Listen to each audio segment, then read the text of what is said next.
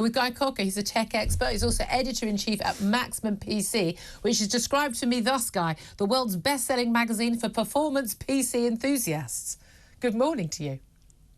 Morning. Thanks for that introduction. I like performance PC enthusiasm. I like that. I'm one of those people. I've got my phone, I've got my iPad, computer at home. I'm fairly tech savvy for as a user, but the rest of it leaves me completely befuddled and frankly quite cold. But even the least tech savvy person will know about Google. They might not have any apps, but they know how to use Google to search. I mean, are you old enough to remember a time when you actually had to, I don't know, look things up, even go to a library to find things out? Yeah, exactly. And actually, not to correct your very young correspondent there, I think he said he was 28, James. Yeah, Google actually entered the dictionary as a verb 17 years ago. Oh, so right. It's nearly as old as him. Yeah, I actually remember being at university and Google coming out. So it was 25 years ago. And even only after a few years, it was already, for all the students that were studying IT, it was already after a few years the sort of de facto standard in search. And why? Why was it? Because there were lots of other search engines, and it's now, yeah, none of the others have become, as you say, a verb and just become the mainstay of, oh, why don't you, I mean, if you don't know something, you just go, I'll Google it. You don't say, I'll go and check on Bing, do you? Why did it become so dominant? Yeah, that's a multi-billion, multi-trillion-dollar question as to why Google became so popular and so relevant. It started out because its spiders, which crawled the net to find information, were just so efficient at finding the answers to the questions that you wanted. So it was a better service.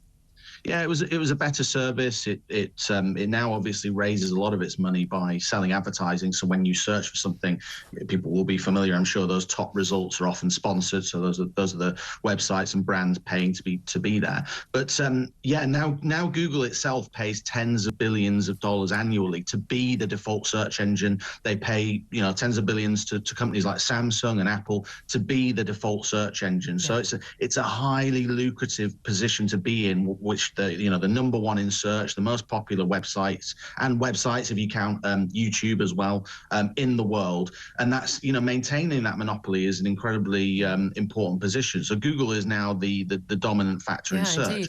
And sorry, you go. No, I was going to say, I actually remember there was one of the other search websites. Apparently their most searched term was, what is Google? No, what is Google? Just Google. People were just searching for Google when their website came up.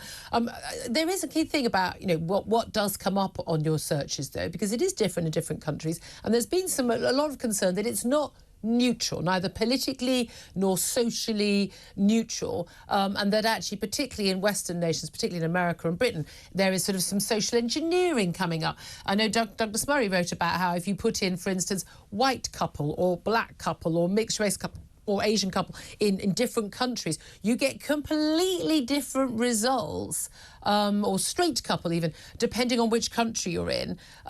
Is there a concern that Google having so much power over people's sort of starting point in the internet and on our ability to access information, that actually they are a risk? Yeah, it is an incredibly powerful position, and actually it would be very difficult, nigh impossible, to build a completely neutral search engine, because there's always going to be an element of bias, and ultimately what Google wants to do is make the most amount of money. So it's going to serve you the content that's going to make it the most amount of money, because it's paid for through advertising. So yes, there is a concern around that. And as we move, Google's been in a dominant position for the last 20 years or so. As we move into genuinely the first era of what I would call threat to Google, as we move into the AI era, the next era of browsing the internet is going to look very different. There's a lot of talk of AI at the moment, and these AI algorithms, the more information you give them, we've seen this come out, the more confused it gets, the more biased the answers can be, the more the worse the results that you get. But the next era of the internet is going to be dominated by AI. It's, instead of just being delivered a page of results, you're essentially going to talk to your phone or your web browser, and it's going to say, for example, I want to take a holiday in Rhodes in Greece. It might say, have you thought about Kefalonia, for example? It might be cheaper at this point of the year, and then it will but it's going to be steering you. And again, again, this is the worry, because people think, oh, it's a service. And again, you think, oh, this is a great free service. No, you're not getting a product. You are the product. They're only providing the service to you because they're taking all the data from you. There are concerns also about, let's face it, censorship. We know that, Google is owned by Alphabet, but it owns YouTube, and so many of the websites that we go to, the names we hear, they're actually all owned up in one big package. We had our talk when we were then talk radio site taken down for apparently 3 strikes. Interviews that I'd done about COVID, no misinformation, disinformation, completely reputable people making reputable comments, perfectly reasonable comments, and it was taken down. We were censored by them.